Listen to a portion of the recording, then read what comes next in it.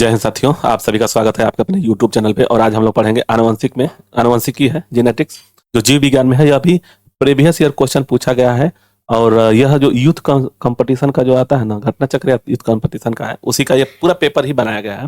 दिया हुआ है सही कथन के पहचान कीजिए। ऑप्शन क्या है? ऑप्शन में यह दिया है कि यक्स वाले गुणसूत्र 23 गुणसूत्र होते हैं, जबकि वाई वाले गुणसूत्र 22 होते हैं। तो सही आंसर बता देते हैं। इसका आंसर होगा डी। जो डी है, यक्स गुणसूत्र वाले शुक्राणुओं में 23 गुणसूत्र होते हैं और वाई गुणसूत्र वाले वाई, यानी कि यक्स और वाई मान के चलिए तो यह तो होता है, इसमें भी 23 होता है और यह भी 23 होता है। बस ये याद रहे। ठीक, चलिए नेक्स्ट। जीन की गतिविधि, यहाँ पे जीन यहाँ पे भरना है। कि गतिविधि के माध्यम से लक्षणों को नियंत्रित करता है गुणसूत्र का, युग्मकों का, हार्मोनों का, एंजाइमों का। तो 294 का आंसर हो जाएगा सी, हार्मोन्सों का। जीन जो हार्मोनों की गतिविधि माध्यम से लक्षणों को नियंत्रित करते हैं। 295 की एक, जब मेंडल ने मटर के पौधों में दो लक्षणों के वंशागत का अध्ययन किया तो उन्हें F2 पीढ़ी में पौधों के लिए फाइनोटाइपिंग अनुपात मिला। कितना अनुपात मिला? देखिए, यह एनसीईआरटी से एकदम डायरेक्ट क्वेश्चन पूछ गया। इसका आंसर ए होगा 9:3:1। नेक्स्ट, एक पीढ़ी से दूसरी पीढ़ी में वंशानुगत होने वाला आनुवंशिक पदार्थ कौन सा है? ऑप्शन ए है कि आरएनए है, ऑप्शन बी है डीएनए है, और ऑप्शन सी है प्रोटीन, और ऑप्शन डी है एंजाइम। तो इसका आंसर क्या हो जाएगा? तो इसका आंसर होगा बी, डीएनए जो होता है एक पीढ़ी से दूसरे पीढ़ी में आनुवंशिक पदार्थ है। आगे 297 है कि एक लंबे पौधे टीटी और छोटे पौधे टीटी बीज संकरण के परिणाम स्वरूप उत्पन्न F1 संतति के सभी पौधों में पौधे के लंबे होने का क्या कारण है? तो इसका आंसर हो जाएगा 297 का डी होगा, क्योंकि पौधों की लंबाई केवल टी द्वारा नियंत्रित होता है। आगे 298 है, यहां पे भरना है। में निम्नलिखित गुणसूत्रों का एक पूर्ण युग्म मौजूद होता है, मानव मदाओं, सांपों, स्टारफिश और मानव नरों। तो दिया है कि इसमें से पूर्ण लिंग गुणसूत्रों का एक संपूर्ण युग्म मौजूद होता है। तो किसमें होता है? इसका आंसर हो जाएगा ए, मानव मदाओं में। आगे, निम्नलिखित में से किस आनुवंशिकी का जनक कहा जाता है? किसे आनुवंशिकी का जनक कहा जाता है? तो मोस्ट इंपॉर्टेंट क्वेश्चन इस आनुवंशिकी का। तो इसमें दिया है ऑप्शन में कि Charles Robert Darwin, Robert Hooke, James Watson और ग्रेगर जॉन मेंडल आनुवंशिकी का जो पिता है या जनक कहा जाता है। किनको कहा जाता है? इनका आंसर हो जाएगा डी, ग्रेगर जॉन मेंडल। आगे दिया है कि मानव कोशिका में 46 गुणसूत्र होते हैं, जबकि जनन कोशिका में होते हैं। जनन कोशिका में कितने होते हैं? 46 गुणसूत्र, 23 गुणसूत्र, 44 गुणसूत्र और 22 गुणसूत्र। इसका आंसर बी होगा, 23 गुणसूत्र होते हैं। मानव कोशिका में 46 गुणसूत्र होते हैं, जबकि जनन कोशिका में 23 गुणसूत्र होते हैं। 301 है, जीनों के कुछ लक्षणों का उल्लेख नीचे किया गया है। कौन सा विकल्प जीनों के गलत लक्षणों को दर्शाता है? तो 301 का आंसर हो जाएगा डी, इनमें से कोई परिवर्तन नहीं होता है। दिया हुआ है कि ऑप्शन ए कि प्रोटीन का उत्पादन करके लक्षणों को नियंत्रित करते हैं, ये डीएनए खंड होता है। और प्रत्येक जनन कोशिका एक जीन सेट होता है, इनमें से कोई परिवर्तन नहीं होता है। ठीक, आगे कोई दिया है 203 है कि व्यक्ति का लिंग निर्धारण होता है, किसके द्वारा होता है? शुक्राणु और डिंब दोनों में मौजूद गुणसूत्रों के, शुक्राणु में मौजूद गुणसूत्रों के, और शुक्राणु और डिंब दोनों मौजूद गुणसूत्रों और माता पिता के आहार संबंधी और डिंब में मौजूद गुणसूत्रों से। तो दिया है लिंग निर्धारण किससे होता है? के द्वारा। तो इसका आंसर हो जाएगा बी, शुक्राणु के मौजूद गुणसूत्रों से। 203 के निम्नलिखित एक एकल जीव की प्रजनन क्रिया और मामूली भिन्नताओं वाली एक संतति को दर्शाता है। इसका अंतर क्या कारण हो सकता है? यह है कि ऑप्शन ए है कि डीएनए प्रतिरूपण में त्रुटियां, आरएनए निर्माण में त्रुटियां, ऑप्शन सी है प्रोटीन निर्माण में त्रुटियां, और ऑप्शन डी है कि जीन की अक्रियाशील होना। 203 का है, 303 का ऑप्शन ए है डीएनए प्रतिरूपण में त्रुटियां। 304 है कि वंशागति के नियमों को प्राप्त करने में मेंडल की सफलता के पीछे मुख्य कारण था। यह कि वंशागति के नियमों को प्राप्त करने में मेंडल की सफलता के पीछे मुख्य कारण क्या था? तो इसका आंसर क्या हो जाएगा? इसका आंसर हो जाएगा ए, कि उन्होंने अपने संकरण में एक बार में केवल एक ही लक्षण का अध्ययन किया। 305 है कि निम्न इसमें से लिंग निर्धारण का उत्तरदायी होता है कौन? जर्म कोशिकाएं, ऑटोसोम, एलोसोम्स और प्लियोटोपीन जीन। तो इसका आंसर हो जाएगा 305 का सी होगा, एलोसोम्स लिंग निर्धारण के लिए उत्तरदायी होते हैं। मेंडल ने अपने प्रयोगों में मटर के पौधों को निम्नलिखित में से किस विशेषता का उपयोग नहीं किया है? याद रहे कि नहीं किया है।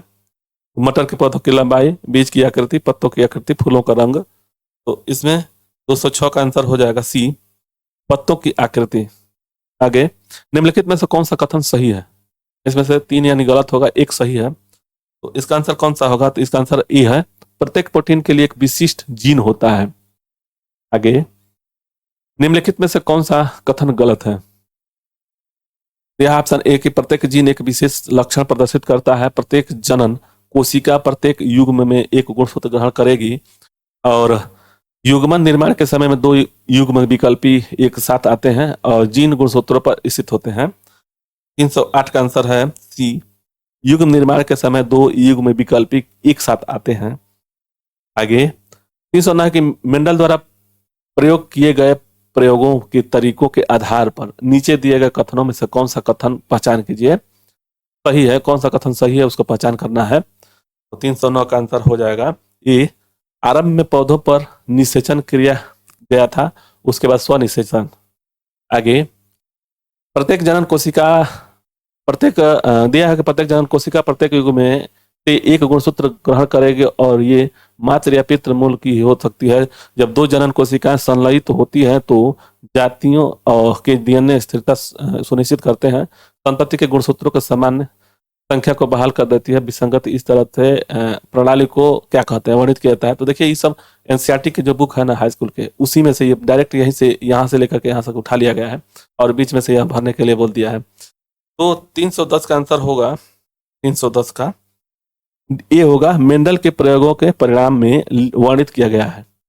मेंडल ने अपने प्रयोगों के लिए किस पौधों का प्रयोग किया था? उद्यान मटर और गुलाब का पौधा, लिली और मिर्च। इसका आंसर ये है, उद्यान मटर। एक संकर संकरण विभिन्न संस्करणों की विशेषता वाले 2 पौधों का संयोजन होता है। 4, 2, 6, 8। तो 312 का आंसर हो जाएगा बी, 2।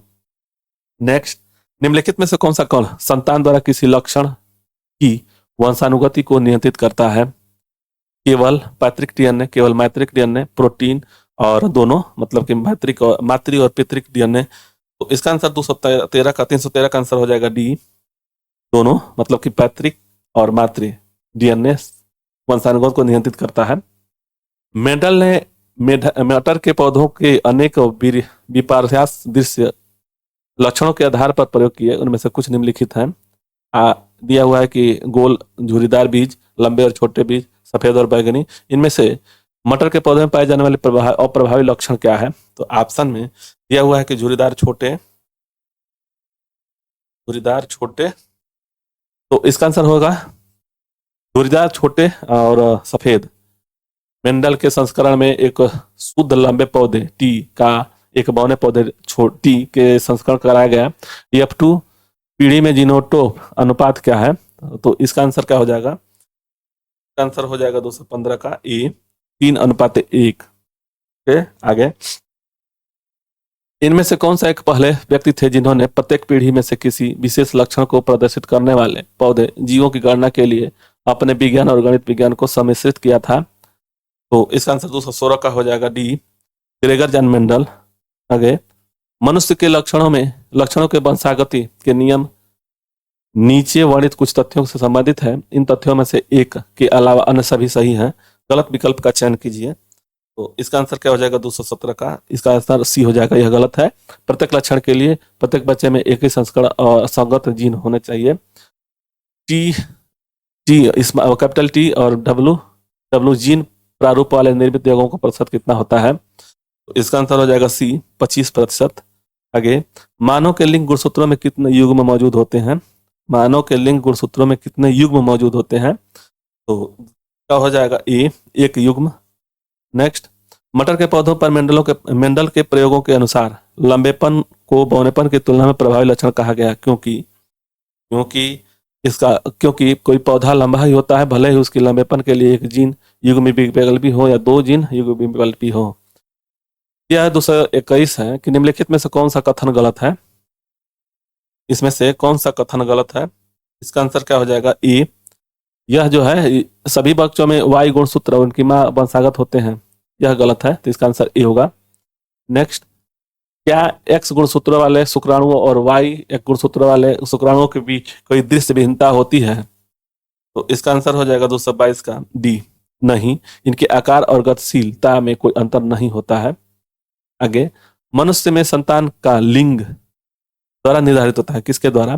तो मातृ पितृ दोनों गुणसूत्रों, मातृ पितृ गुणसूत्र ऑटोसोम्स और पितृ गुणसूत्रों। इसका आंसर क्या हो जाएगा? इसका आंसर हो जाएगा डी, पितृ गुणसूत्रों से। आगे, मेंडल के पहले कई वैज्ञानिकों ने मटर और अन्य जीवों के लक्षणों के वंशागत का अध्ययन शुरू कर दिया था, लेकिन मेंडल वंशागत के नियम देने में सफल रहा है। मेंडल की सफलता से संबंधित कुछ तर्क नीचे दिए गए हैं, जिनमें से एक के अलावा सभी सही है। गलत तर्क का चयन कीजिए। तो इसका आंसर क्या हो जाएगा? 324 का डी होगा, यह गलत है। ठीक है ना, यह गलत का चयन कीजिए। तो गलत एक है कि उन्होंने छोटे आकार के नमूनों के आधार पर काम किया था। ठीक है, आगे, इतना बड़ा बड़ा क्वेश्चन दिया हुआ है, देख रहे हैं ना, ये सब क्वेश्चन पूछा गया है। तो इसका आंसर हम बता दे रहे हैं, 325 का डी होगा। एक गोल बीज और लंबे पौधे, इसको पढ़ लीजिएगा, पॉज करके समझ लीजिएगा। चलिए, मानव नरों में मौजूद लिंग गुणसूत्र एक्स वाई और उनके बीच का क्या अंतर है? तो 226 का आंसर हो जाएगा बी, एक्स गुण बड़ा होता है और वाई गुणसूत्र छोटा होता है। इसमें एक्स गुणसूत्र बड़ा और वाई गुण छोटा होता है, ध्यान रहे।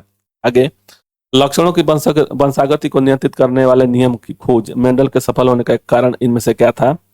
आपसे ने दिया कि वैज्ञानिक विधियों से शिक्षित थे, उन्होंने विकासवादी प्रक्रियाओं में अपने ज्ञान को प्रयोग किया और उन्होंने संस्कृति की संख्यात्मक गणना की और उन्होंने जंतु के बजाय पौधों पर प्रयोग किया। तो इसका आंसर हो जाएगा टी। ठीक है, चलिए नेक्स्ट, यदि मेंडल ने F2 पीढ़ी का अध्ययन नहीं किया होता तो क्या होता? तो इसका आंसर हो जाएगा सी, यह पता नहीं लगा पाते कि अप्रभावी लक्षण नष्ट नहीं होती है। बीज दिया है 329 है कि पीले बीजों वाले शत्रु प्रजनन वाले एक लंबे मटर के पौधों का संस्करण हरे बीजों वाले प्रदुत्त प्रजनन वाले पौने मटर के पौधे के साथ कराया जाता है। F1 पीढ़ी में सभी पौधे लंबे और इसका प्रयोग निष्कर्ष निकाला जा सकता है। आंसर हो जाएगा 229 का ए, लंबापन और बहुलनपन का प्रभावी या हावी था। मेंडल के प्रयोगों में दो लक्षणों के बीच द्विसंकर संस्करण के परिणाम स्वरूप अनुपात कितना होता है? यह पूछा भी, ऐसे पहले वाला पूछा गया है, याद रहे। इसका आंसर क्या हो जाएगा? इसका आंसर डी होगा, 9:3:1। ठीक है, 9:3:1। चलिए आगे, मेंडल ने दो प्रयोग किए, इनमें से कौन सा? यह हुआ कि लंबे पौधों के पराग को छोटे पौधों के बीजाणु को निषेचित करने के लिए और छोटे पौधों के पराग को लंबे पौधों के बीजाणु को निषेचित करने के लिए। यदि इन दो प्रयोगों में से उन्होंने पौधों की तुलना करे तो क्या परिणाम देखेंगे? आंसर क्या हो जाएगा? आंसर बी होगा, प्रयोग 1 में लंबे पौधे उत्पन्न होंगे और प्रयोग 2 में लंबे पौधे उत्पन्न होंगे। नेक्स्ट, यह निम्नलिखित चित्र में से दो पौधे के बीच संस्करण को F2 तक दिखाया गया। इस संस्करण के निकाले जा सकने वाले निष्कर्ष नीचे दिए गए हैं और किस विकल्प के गलत निष्कर्ष दिया गया है? ठीक, इसमें से कौन सा गलत है? केवल लाल रंग के प्रभावी है, लक्षण वंशागत हेतु लेकिन व्यक्त नहीं होते हैं। लाल और हरा दोनों प्रभावी हैं, हालांकि हरे का उत्पादन कम संख्या में होता है। और डी है, हरा अप्रभावी होता है। तो आंसर क्या हो जाएगा? आंसर हो जाएगा 32 का सी, लाल और हरे रंग दोनों ही प्रभावी हैं, हालांकि हरे रंग का उत्पादन कम संख्या में होगा। नेक्स्ट, 233 की मेंडल के मटर के पौधों पर प्रयोगों के संबंध में इनमें से कौन सा कथन गलत है? तो कौन सा कथन गलत है? तो इसका आंसर बता दे रहे हैं, सी होगा, द्वितीय पीढ़ी या F2 पीढ़ी में जो कि F1 पीढ़ी लंबे पौधों की संतति और सभी लंबे पौधे थे। सामान्य मनुष्य में कितने जोड़ी अलैंगिक सूत्र होते हैं? ऑटोसोम्स। मनुष्य में कितने जोड़ी अलैंगिक गुणसूत्र होते हैं? 22, 44, 1 और 23। आंसर हो जाएगा ए, 22। नेक्स्ट, एक सामान्य मनुष्य में कितने लिंग गुणसूत्र होते हैं? 8, 4, 2, 1। 235 का हो जाएगा 335 का सी। तो नेक्स्ट, हरी मटर का वैज्ञानिक नाम है, हरी मटर का वैज्ञानिक नाम है पाइजम सटाइबम, पाइसम सवाइटम, टिकम एटिवम जीमेट। तो आंसर हो जाएगा 36 का ए, पाइजम सटाइबम। आगे 35 दिया हुआ है कि निम्नलिखित में से कौन सा गुणसूत्र जन्म के कारक होते हैं एक्स वाई, लड़की जन्म के कारण होते हैं X Y, X Z, Y Y और एक्स एक्स। तो इसका आंसर हो जाएगा डी, एक्स एक्स, और लड़के का एक्स वाई होता है। ठीक, चलिए, निम्नलिखित में से कौन सा ग्रेगर जानमंडल के वंशानुगत सिद्धांत के अंतर्गत नहीं आता है? पृथक्करण का सिद्धांत, प्रभुत्व का सिद्धांत, स्वतंत्र वर्गीकरण का सिद्धांत, बायोपिक्स का सिद्धांत। इसका आंसर हो जाएगा डी, बायोपिक्स का सिद्धांत है, जो ग्रेगर मंडल के सिद्धांत के अंतर्गत नहीं आता है। और 239 है, जीव जो अधिक दूर संबंधी है उनके डीएनए के अधिक अंतर होते हैं। इसके विचार के आधार पर निम्नलिखित दृष्टिकोण को क्या कहा जाता है? आणविक जातिवृत्त, संरचनात्मक दृष्टिकोण, डीएनए अध्ययन और कायांतरण। तो इसका आंसर हो जाएगा ए, आणविक जातिवृत्त होता है। यौन प्रजनन में माता पिता का योगदान होता है। इसमें से कौन सा अपने जीन का आधा हिस्सा, अपने जीन का 3/4 हिस्सा, सभी जीन अपने जीन का 1/4 हिस्सा। तो इसका आंसर हो जाएगा ए, अपने जीन का आधा हिस्सा। आगे, एक सामान्य मानव शरीर कोशिका में क्रोमोसोम्स होता है कितना? एक सामान्य मानव क्रोमोसोम में कितना होता है? इसका आंसर डी होगा 46, 23 जोड़ी होता है। मानव शरीर की कोशिका में कितने गुणसूत्र होते हैं? तो इसका आंसर ए होगा। ठीक, चलिए आगे 43 है, गुणसूत्र किससे संबंधित है? श्वसन से, स्वांगीकरण से, आनुवंशिक लक्षणों के संचरण से और पोषण से। तो इसका आंसर हो जाएगा बी होगा, स्वांगीकरण से। तो सी होगा, इसका सी होगा आनुवंशिक लक्षणों के संचरण में। ठीक है, तो सॉरी, आगे उस बिंदु का क्या नाम है जिस पर क्रोमोसोम्स में क्रोमैटिक जुड़ते हैं? तो इसका आंसर हो जाएगा सेंट्रियोमी, इसका आंसर हो जाएगा सेंट्रोमियर टी। आगे, रिक्त स्थान, जो रिक्त स्थान यहाँ पे है इनमें से प्रयुक्त भरें। यदि ये एक पौधे का समजीनी जाइनोटाइप TRR हो तो समय लक्षणी होगा। तो इसमें से कौन सा होगा? तो 45 का आंसर हो जाएगा सी होगा, बौना और गोल। आगे, मटर के पौधे में पाए जाने वाला गुण निम्नलिखित में से कौन सा सही नहीं है, कौन सा नहीं है? घुरदार बीज, हरी फली, गोल फली बीज, गोल बीज। 46 का आंसर हो जाएगा इसका हो जाएगा 40 का ई। नेक्स्ट, आनुवंशिकी सामग्री के वाहक हैं युग्मक, जीन, वंशानुक्रमिकी और जर्म कोशिका। तो 45 का आंसर हो जाएगा बी, जीन। आनुवंशिकी जो होता है, जीन आनुवंशिक सामग्री में के वाहक हैं। वनस्पति भागों या बीज के बजाय कोशिकाओं के माध्यम से नए पौधों का उगाना क्या कहलाता है? टिश्यू कल्चर, पुनः निर्माण, बहुविखंडन, द्विचर खंडन। 348 का आंसर हो जाएगा ए, टिश्यू कल्चर। नेक्स्ट, एक नवजात बालिका की कोशिकाओं में गुणसूत्र कौन सा संयोजन होता है? एक नवजात शिशु बालिका में कौन सा गुणसूत्र होता है संयोजन? तो इसका हो जाएगा एक्स एक्स तो रहेगा लड़की के लिए, और बॉय के लिए एक्स वाई होता है। आंसर क्या हो जाएगा? आंसर ए होगा 44 प्लस एक्स एक्स। निम्नलिखित में कौन सा कथन सत्य है? आंसर क्या हो जाएगा? वैसे कौन सा सत्य है पूछ रहा है, तो इसका आंसर डी होगा। ठीक, आगे, बच्चे का लिंग किससे निर्धारित होता है? गुणसूत्र से, माँ के रक्त समूह से, पिता के RH के कारण, पिता के रक्त समूह से। 51 का हो जाएगा ई, गुणसूत्र से। आगे, निम्नलिखित से कौन सा कथन सत्य है? आंसर डी होगा, डीएनए के 2 पाली न्यूक्लिक रज्जु जैसे एक घुमावदार सीढ़ी बना होता है। निम्नलिखित में कौन सा कथन सही या गलत है? ठीक है ना, इसमें से कौन सा कथन गलत है? इसका आंसर हो जाएगा 233 का, 53 का सी।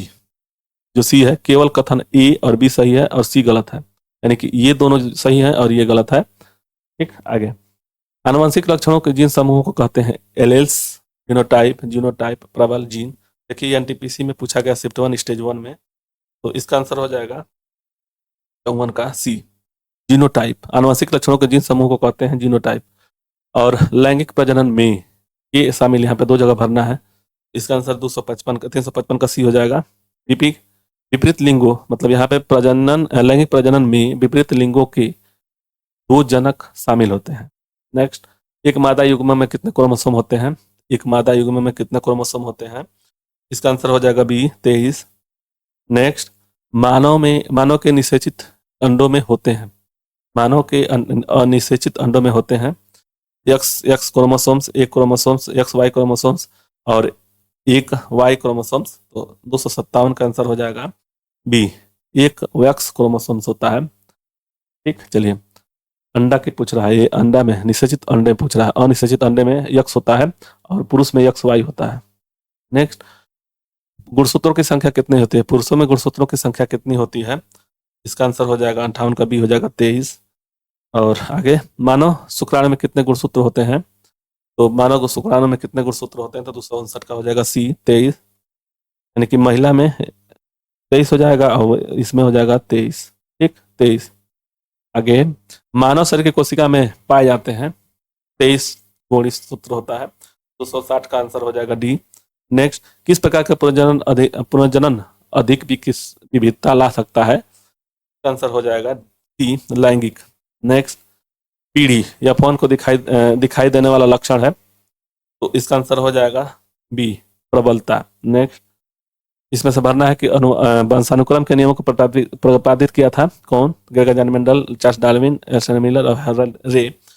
इसका आंसर हो जाएगा 63 का E, Charles Gregor John Mendel. आगे, आनुवंशिकी, आधुनिक आनुवंशिकी का जनक किसे माना जाता है? Charles Darwin, Gregor John Mendel, Alexander Fleming, Otto Hahn. हो जाएगा 64 का 264 का बी, ग्रेगर जॉन मेंडल। आगे, प्रयोग इनमें से कौन सा प्रयोग हमें गुणसूत्रों की विरासत को एक पीढ़ी से अलग अगली पीढ़ी में ले जाने के लिए तंत्र प्रदान करता है? तो इसका आंसर हो जाएगा सी, मेंडल। नेक्स्ट, आनुवंशिकता के नियम किसने प्रतिपादित किया था? आनुवंशिकता, तो इसका आंसर 266 का सी होगा। आगे दिया हुआ इनमें से सजीव वस्तुओं के लक्षणों को आनुवंशिक सिद्धांतों का प्रतिपादन किसने किया था? तो इसका डी हो जाएगा, ग्रेगर जॉन मेंडल। वंशागति नियम की खोज किसने की थी? वंशागति नियम किसने खोजित की? तो इसका आंसर डी होगा, ग्रेगर जॉन मेंडल। आधुनिक आनुवंशिकी के जनक के रूप में जाना जाता है, तो इसका आंसर हो जाएगा बी, 72 का बी। आगे, नेक्स्ट, उस तरह के मनुष्य की जाति एक पुरुष को उसके एक्स क्रोमोसोम्स और उसके या उसकी किसमें मतलब क्रोमोसोम से होता है? इसका आंसर हो जाएगा बी, माता के। नेक्स्ट, बच्चों का लिंग, बच्चों का लिंग यहाँ पे भरना है, इससे प्राप्त होने वाले वंशानुगत गुणसूत्र द्वारा निर्धारित होगा, पिता, प्रकृति, माता पिता या माता। इसका आंसर होगा पिता। नेक्स्ट, प्रजातियों में यहाँ भरना है, जीवित रहने का लाभ प्रदान कर सकता है अथवा केवल आनुवंशिकी क्रम से योगदान प्रदान कर सकता है। 72 का होगा सी, परिवर्तन। नेक्स्ट, माता पिता में संतान में शारीरिक और मानसिक रूप से गुणों को संचरण को क्या कहा जाता है? वंश, रूपांतरण, क्रमिक विकास, आनुवंशिकता। तो 73 का 373 का डी होगा, आनुवंशिकता। नेक्स्ट, निम्नलिखित में से कौन सा एक आनुवंशिक विकार है? थैलेसीमिया, एनीमिया, रतौंधी, कैंसर। ये आनुवंशिक विकार कौन सा है? तो इसका आंसर हो जाएगा 274 का ई, थैलेसीमिया। नेक्स्ट, यह कि मानव में नर युग्म निम्नलिखित में से कौन से गुणसूत्र का वाहक होता है? मानव केवल एक्स गुणसूत्र, केवल वाई गुणसूत्र, वाई एक्स दोनों, या तो एक्स और या तो वाई। इसका आंसर हो जाएगा डी, या तो एक्स या तो वाई। जीन उत्परिवर्तन निम्नलिखित में किसके कारण होता है? इसके कारण होता है, तो इसका आंसर हो जाएगा सी, नाइट्रोजनी क्षारणों के अनुक्रम के परिवर्तन। डाई हाइब्रिड संकर क्रॉस में विपर्यासी लक्षणों की जोड़ी पाई जाती है। विपर्यासी लक्षण में उत्पन्न जोड़े स्वतंत्र रूप से व्यवहार करते हैं। एक जोड़ा स्वतंत्र रूप से वर्गीकृत करता है, 1, 3, 2, 8। इसका आंसर हो जाएगा सी, 2। नेक्स्ट, उत्परिवर्तन म्यूटेशन आनुवंशिक नहीं होता है। विलोपन, प्रतिलिपिकरण, प्रविष्टि और दैहिक। तो इसका आंसर हो जाएगा डी। आगे, यदि मनुष्य के गुणसूत्रों की संख्या 46 है, तो मनुष्य के दैहिक कोशिकाओं में कितने गुणसूत्र विद्यमान होते हैं? तो इसका आंसर हो जाएगा बी, 46। नेक्स्ट, वह गुण जो F1 पीढ़ी के प्रभाव रखता है, स्पष्ट रूप से देखा गया है, यह प्रबल, प्रतिसारी, आनुवंशिकी, उपयुक्त सभी। इसका आंसर हो जाएगा ई, प्रबल। नेक्स्ट, मेंडल के नियम केवल तभी लागू होते हैं जब, मेंडल के नियम कब लागू होते हैं? इसका आंसर होगा माता पिता शुद्ध प्रजनन है। और मेंडल के F1 पीढ़ी पौधे F2 वंशज की पद्धति द्वारा प्राप्त किया गया। इसका आंसर हो जाएगा 82 का। 82 का कौन सा आंसर होगा? ये होगा स्वपरागण। किस प्रकार का प्रजनन अधिक विविधता ला सकता है? इसमें हो जाएगा सी, लैंगिक। नेक्स्ट, आनुवंशिक गुणों का वाहक होता है। आनुवंशिक गुणों का तो डीएनए होगा, 284 का डीएनए होगा। ठीक, ये ऑप्शन। आगे चलते हैं कि 256 गोल हर एक सिकुड़े बीजों को हाइब्रिड क्रॉस में गोल बीज पीले होते हैं और पीले होते हैं, तो इसका आंसर हो जाएगा 285 का, 385 का डी होगा, 315। नेक्स्ट, यह है कि F1 जनरेशन के फिलोटीपिन अनुपात है F1 F2 F2 का फिलोपिन तो कितना है? तो 80 का हो जाएगा डी, 9 अनुपात 3 अनुपात 3 अनुपात 1। नेक्स्ट, एलिन होते हैं, एलिन होते हैं क्या? आंसर बी होगा, जीने के वैकल्पिक रूप है और विश्वास और प्रथाओं का एक संग्रह। इसका उद्देश्य मानव आबादी की आनुवंशिकता गुणवत्ता के सुधार लाना होता है। यकीन आनुवंशिकी के क्षेत्र को कहा जाता है, तो इसका आंसर हो जाएगा डी, यूजेनिक्स। नेक्स्ट, विज्ञान की शाखा जिसका उद्देश्य मानव जनसंख्या आनुवंशिकी गुणवत्ता के सुधार करना है, तो इसका आंसर हो जाएगा क्या? 289 का सी होगा, यूजेनिक्स। नेक्स्ट, वैज्ञानिक जी जे मेंडल का निधन कब हुआ था? यह भी पूछ दिया गया है, तो इसका आंसर ये होगा 1884 में। इनमें से कौन कथन लिंग संबंधी निर्धारण में गलत है, निर्धारण के बारे में गलत है, तो इसका आंसर हो जाएगा सी, स्त्री के 2 युग्म समान एक्स और वाई होते हैं, यह गलत है। आगे, मनुष्य में पुरुषों का यौन गुणसूत्रों का समूह, यौन पुरुषों के यौन गुणसूत्रों का समूह क्या होता है? तो एक्स वाई होता है। ठीक है, तो इसका आंसर हो जाना चाहिए 92 का ई, एक्स वाई होता है। जो पुरुष में होता है एक्स वाई होता है, याद रहे, और महिला में एक्स होता है। अब जब यहाँ एक्स से एक्स जब मिलन होगा, एक्स से एक्स मिलन होगा तो लड़की होगी, और यहाँ पे एक्स और वाई का मिलन होगा तो यह हो जाएगा लड़का। ठीक, चलिए, आमतौर पर मेंडेलियन कारक का क्या कहलाते हैं? कारक क्या कहलाते हैं? इसका आंसर हो जाएगा 293 का बी, जीन। नेक्स्ट, वंशानुक्रम की इकाई है, वंशानुक्रम की इकाई है डी, जीन। नेक्स्ट, मेंडल को मटर के पौधों को क्यों चुना, क्योंकि इसका हो जाएगा डी, उनके विषम दिखाने वाले गुण थे। विविधता है इसमें से क्या? आंसर हो जाएगा 96 का सी, वृक्ष सभी, यानी कि एक ही प्रजातियों के व्यक्तियों के बीच अंतर और एक ही माता पिता संतानों के बीच अंतर, माता पिता संतानों के बीच विविधता यही होता है। और 397 है कि एक ही प्रजाति की विभिन्न आबादियों के बीच आनुवंशिकता भिन्नता तो क्या कहा जाता है? तो इसका आंसर हो जाएगा डी, आनुवंशिक विविधता होता है। मेंडल ने किस आधार पर युग्मों की शुद्धता का नियम दिया? किस आधार पर युग्मों की शुद्धता का दिया? तो इसका आंसर हो जाएगा डी, द्विसंकर संकरण। आगे, मटर के पौधों में कैरेक्टर रेसेनिन होते हैं, तो 299 का आंसर हो जाएगा डी, झुर्रीदार बीज। आगे, निम्नलिखित में से कौन सा विशेषता मटर के एक पौधे में अप्रभावी होता है? तो इसका आंसर हो जाएगा 400 का आंसर बी हो जाएगा, झुर्रीदार बीज। इनमें से कौन सा पुरुषों में पाया जाता है? इसमें से कौन सा पुरुषों में पाया जाता है? आंसर हो जाएगा ए, वाई जो होता है गुणसूत्र पुरुषों में पाया जाता है। पुनर्जन्म का अर्थ क्या है? तो पुनर्जन्म का अर्थ है बी, छोटे खंड के जीव में पूरे शरीर का निर्माण करना पुनर्जन्म का सिद्धांत है। तो आप लोगों का वीडियो अच्छा लगे तो लाइक से सब्सक्राइब करिएगा। धन्यवाद, जय हिंद, जय भारत।